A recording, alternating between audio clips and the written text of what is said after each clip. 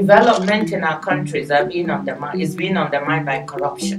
That you lose billions of dollars in development, billions, percentages of GDP that you would have had, growth that you would have had, services that you could have provided because of corruption. There has been, in the last 10 years, I'd say, a substantial emphasis on addressing not only public corruption in the United States, but also public corruption overseas. The Foreign Corrupt Practices Act that was put in place in 1977 has been on the books for a long time, but only in the last decade have we really given some momentum to that particular initiative. And so, whether it be domestically or internationally, the Bureau still to this day, 15 years later, has public corruption as the #1 criminal priority. At the Inter-American Development Bank in the 1990s, there was an initiative from management with the board that there should be in every country office, one-half staff person equivalent to work with civil society. And the board went nuts because they said most NGOs and most CSOs are just politicians who are blah, blah, blah, blah, blah, blah, blah. But eventually, the world moved, and it's a very different situation now. Civil society organizations have grown exponentially in number and in capacity and in influence over the last 15 years.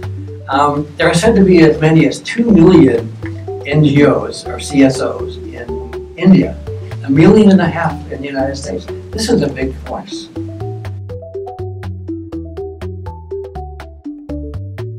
Punishing the people is not enough. If you punish them and you don't look for the systems where the leakages and block those over time, you're going to have a new set of people who are going to come and do the same thing. I think we have helped demonstrate beyond any reasonable doubt that civic action, the civil society pressure, that civic activity in the fight against corruption can actually work at the grassroots level. We have 250 projects, I think, to demonstrate that.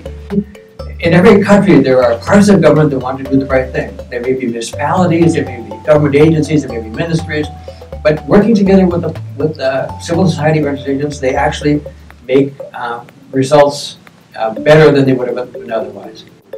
The schools get built, the roads get built, the public procurement activity gets carried out in an honest way. The PTF is on the right track. It's much harder in lower income countries.